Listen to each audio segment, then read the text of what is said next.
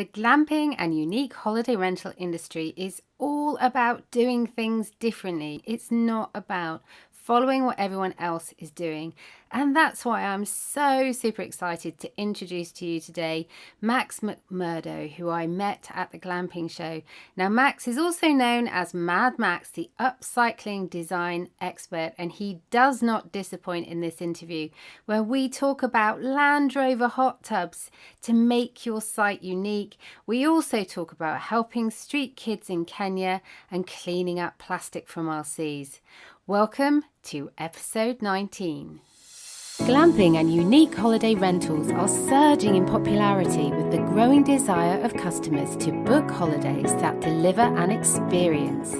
They are also the new business of choice for those wanting to improve their work-life balance. So how do you build a strong business like this that gives you the life you need and a great investment?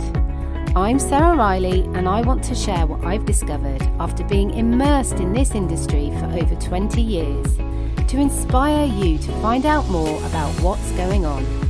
Welcome. This is the business of glamping and unique holiday rentals. Hello and welcome to the show. It's really great to be back again. I've just been on a whirlwind tour of central England and I'm feeling exhausted. So much talking and chatting and just getting to know people and getting to know their projects. And it's one of those things that I love about trade shows and I cannot do it enough. But oh my goodness me, I am absolutely shattered by the time I get back. But back here now with my family and my business and getting things back in order and reflecting really on things that happened while I was away. Oh, I love hanging out with people who are so positive and upbeat and just really striving for great things in their life and in their business. And yes, for me, that's what I find inspiring. But even more brilliantly, I managed to hang out with the Mad Max and oh, what a treat that was. Max is an upcycling guru and the things he produces, you could not believe what he actually had at the Glamping Show this time. Half Land Rover, half hot tub, half kettle. It really was quite surprising and brilliant and sparked so many conversations and discussions about what was possible with recycling and upcycling. And that's what I love about what Max does. It really does make us think differently. So who is Max? Well, he's been in The Dragon's Den with Deborah Meaden and Theo Paphitis, which is equivalent to the Shark Tank in America. But Max found his fame really from George Clark's Amazing Spaces, and he wowed us in that show with the ability to overcome major obstacles. One being that he had to cut a shipping container in half because he couldn't fit it in the way he'd hoped to fit it. And, well, you'll have to watch the show to find out how that one went. But we love what he does. He's also hung out with Kirsty Allsop, Sarah Beanie, Sarah Moore, so many people. And now he is in Find It, Fix It, Flog It, and also Be My Guest. These are two big shows for this industry, and we love what he does.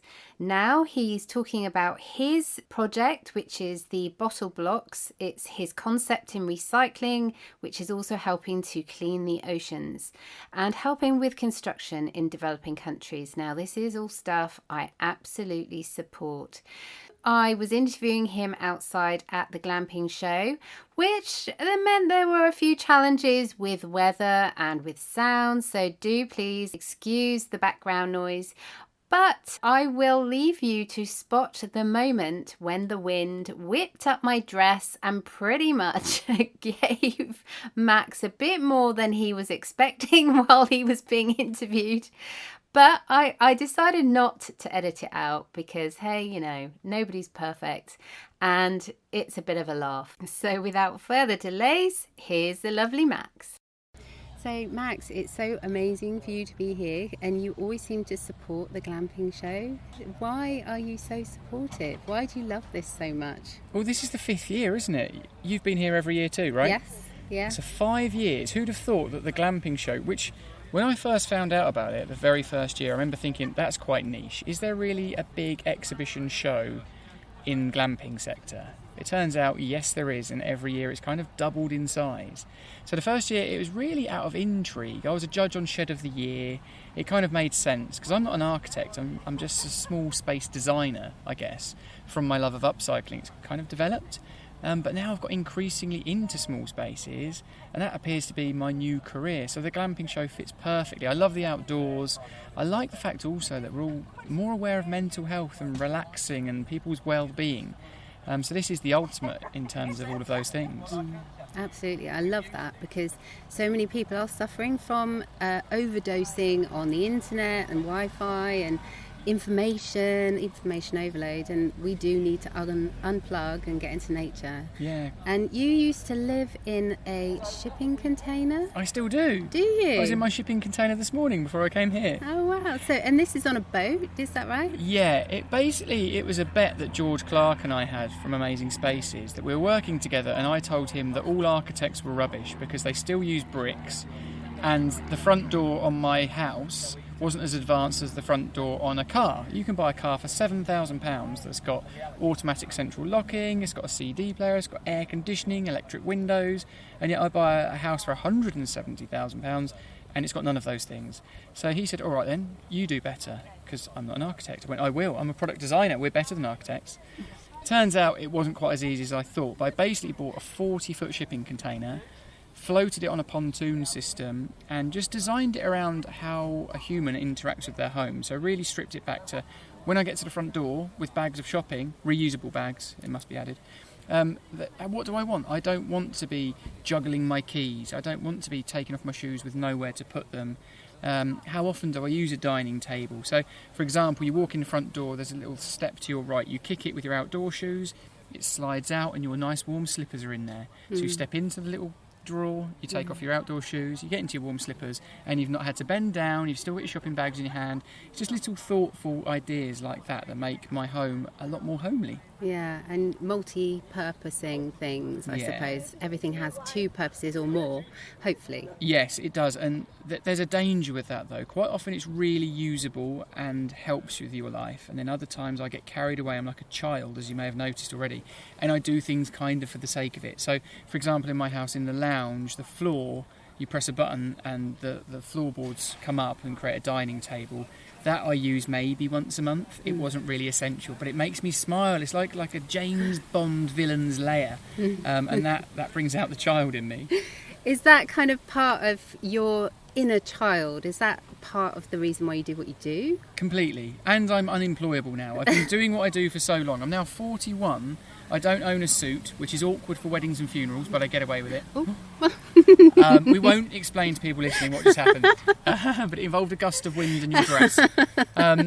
So I haven't grown up. I'm like Peter Pan, I guess, but I think you need that childish mindset in order to create some of the things I make. Absolutely. And what can you describe today what you have here at the Glamping Show? It's not that easy, is it? Basically, I've got an old Land Rover, stuck a wood-burning fire on the front of it and turned it into a hot tub. I think it's stunning, amazing, and it is drawing a crowd. People are really excited and interested about it. And what is it? Is it for boiling a kettle? Is it for, what is it? Exactly, and it's a talking point, and I think we didn't come here to sell them. We came here to be provocative and say, think outside the box. And that's my top tip with all these people who own glamping sites, is be unique, be brave, do something different that's going to attract a new audience, because you've got a lot of competition now. There's hundreds and thousands of glamping sites across the UK. You've got to do something that makes you stand out. So why not have a Land Rover wood-fired hot tub, eh? Absolutely, and I think that's great advice. Absolutely, because the competition is increasing every year on year, and the only way to continue to have guests is to make sure you're offering either a different experience or something different on site, and I think that's brilliant advice. Yeah, and as I just said in my talk, actually, it's all about social media as well. Unfortunately, we live in that world. Even when we're supposed to be unwinding and relaxing, we still take photos, typically square ones, to post on social media to tell our friends what a good time we're having, just in case they didn't check in yesterday. So I think there is, jokes aside, a really important part of having that unique thing genuinely, but also for marketing. And you're all about upcycling and recycling. Why is that such a big passion for you? I guess I was the result of, like, my parents were post-war babies. So my mum and dad grew up with extreme poverty. Post-war, they had nothing. My dad used to tell me about the story. He was one of 3 brothers, and they used to take it in turns every 3 weeks to get the top off their dad's boiled egg. Not the yolk, just the little white bit in the top. That was kind of how I was brought up, to really respect things, whether it was food or possessions, and make, do and mend was just a really important thing in our household. We would never throw anything out, and of course things used to be designed to be repaired. Now they're designed to be thrown away. So that's really important to me, and it's quite a nice thing to do from an emotional point of view, because you know that your designs are bettering the world, hopefully in some way or another. And that's what got me really interested about what your new or current project is over in Africa, Kenya. Yeah. So tell us a little bit about that. So that came about kind of by accident. A friend of mine I used to go to school with, Paul Newman, he's now the Community Trust Manager at Derby County Community Trust. And he said to me for years, please come to Africa. We go out there. He's been going for 8 years now. He said, you'd be ever so useful, because we build schools, you're constantly upcycling in Africa. You can't go to a DIY store. It's all about make, do and mend, and using the tools that you have and the materials you have around you. And then last year I just thought, do you know what, now's the time, I'm ready for it. I had a bit more me time, so I've been very busy with work for the last few years. So I took 2 weeks out of my schedule, booked it in, and went to Kenya, and was just blown away. It's properly, I know everyone says things like that are life-changing and life-affirming and stuff, but they truly blow your mind. The poverty you witness there. They don't have running water, for example, in a school of 100 students, and they're all dehydrated. The whites of their eyes are really yellow. So one of the first things we did was just build a massive trench, a 50-metre trench, 8 volunteers. It was very hot, but you see those kids running around you as you're digging it. So there's the motivation right there in front of your eyes. We dug a trench, we put in the water pipes, which they couldn't afford to do. And we're talking a couple of £100, not thousands. Then we went to the water board, we got it turned on, and everyone was just crying with joy and tears of just emotion that you can't even experience in the UK, because suddenly children had never seen water coming out of a tap. We can't picture that, because we flush a toilet with drinking water. Yeah, and that's the biggest problem is, once you've been out there and volunteered on a project like that, you come back to the UK and get really frustrated, not just with other people's actions, but with your own actions and your own consumerism. And you've got to be careful not to get really upset. But I now go back every year. And the first year I witnessed something else, which was that there's 6,000 families live on the dump in Nakuru, where we go. And when I mean the dump, I mean absolutely, there's feces, there's dirt, there's grime, there's also plastic waste. And I couldn't believe these people were living like that, and they've got no possibility to generate income. So we're quite driven, self-motivated people, and in the UK we have opportunity to earn if we want it. Over there, even if you're like us and driven, there is no opportunity to generate an income. So that was one of the observations. The other one was that the classrooms we were building were just corrugated tin.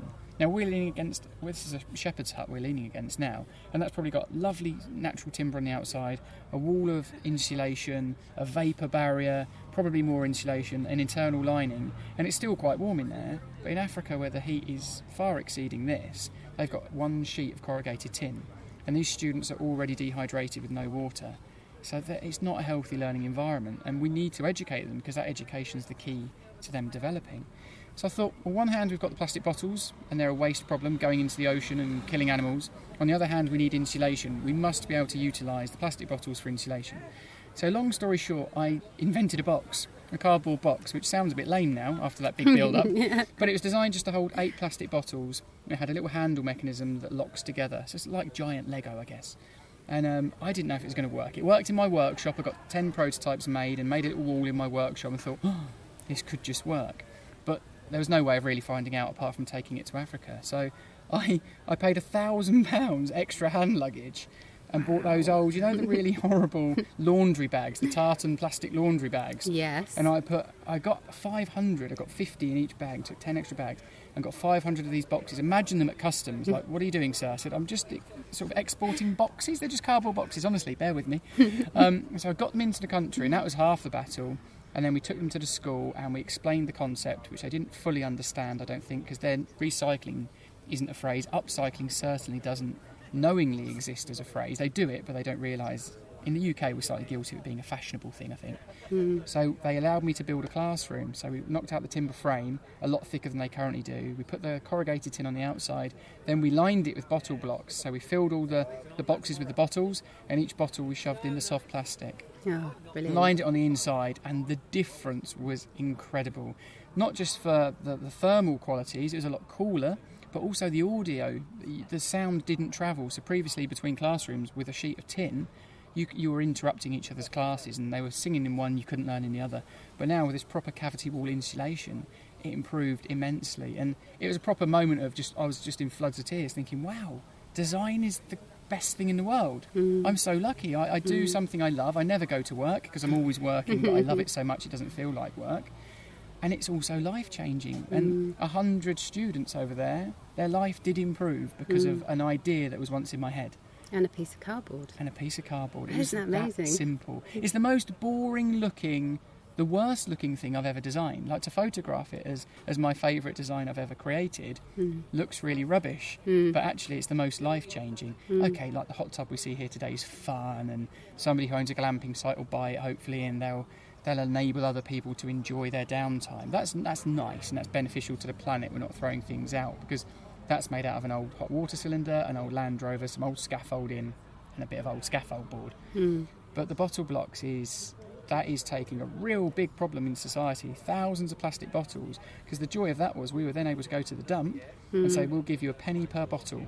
And all of these families just went, we'll do it. And within seconds, people were running around the dump for me, collecting these bottles, and we were able to pay them a really good living wage over there, and that enabled them to buy some food and to maybe get an extra blanket for the night. So it's just improving everyone's lives. And I'm coming to terms with the fact that I'm a social designer. I don't just like design, I like social design. You should always, in my opinion, be using the skills you have to improve other people's lives. I love that.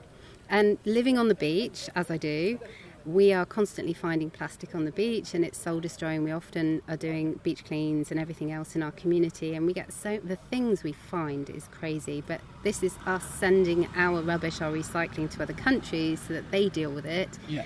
And I love the fact that you're actually giving them a solution of how they can use that as a material to build with. Yeah, we're turning something that's really negative into something immensely positive. Yeah, and plastic is at the forefront of a lot of people's minds now. Yeah, it's a shame, really. I've got mixed feelings about plastic, because plastic in many ways is a phenomenal material. What a wonderful invention. If you think of syringes in the NHS and some of the artificial limbs we've built people, and even crumple zones in cars, the plastic front bumper has decreased the number of fatalities in the automotive world instead of a metal chrome plated one. So I don't want to just be negative towards plastic, but obviously single-use plastic used incorrectly is a bad thing, and we've got to consider what happens to it. But the fact we're even talking about it is fantastic. The fact that I think the last couple of years have been amazing. We're talking about the environment, we're talking about single-use plastic and packaging, we're talking about mental health.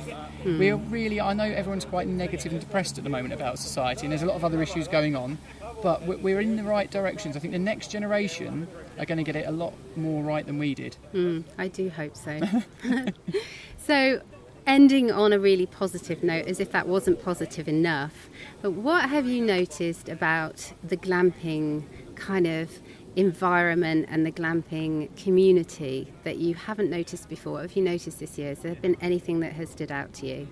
I think it's fair to say the first and second year there was a lot of similar items. It was kind of, you either had a tent or you had a shepherd's hut.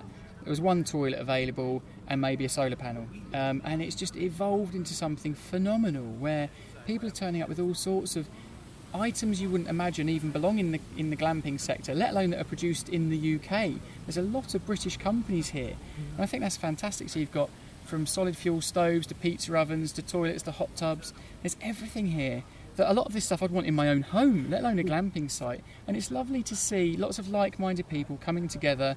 I don't believe, I did a talk earlier and I said, hands up if you're going into setting up a glamping site because you want to make bucket loads of money. And everyone just laughed because you know you're doing it for, quite often it's for the people who attend the glamping site are benefiting. But also a lot of these owners, they're diversifying farmers or they've been working in the city and they've burned their suits and they've bought an old plot of land somewhere or an old farm. So everyone's on a real high, on a positive, and we're all creating something beautiful at the end of it. Yeah. I love that. Thank you so much, Max. You're amazing. And we're going to catch you on your next programme on TV. You have so many. Yes. Yeah. We've got Find It, Fix It, Flog It. That's a beautiful show. We just get to play around with junk. And then the latest one's on Discovery, and it's called Be My Guest, and we get to do up some holiday homes, and that really references the Glamping Show so well. Yeah, and I'll leave all the links in the show notes for everyone to follow. Thank you so much. Enjoy the rest of the sunshine. Thank you, and you. What a gentleman Max was. He completely preserved my dignity and kept the interview flowing despite the kerfuffle caused by the wind. Now, I really enjoyed being out and about, and I plan to bring you more interviews over the coming months. I'm planning to do some case studies of some really successful businesses, and also to get out there and be in the businesses themselves and speaking to the owners direct wherever they are. This is really exciting, and I can't wait to share it all with you. In the meantime, make sure you subscribe so you don't miss a thing, and hang out with me over in my Glamping Business Facebook group.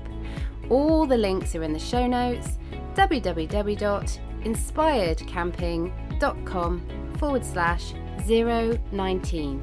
Take care and see you soon.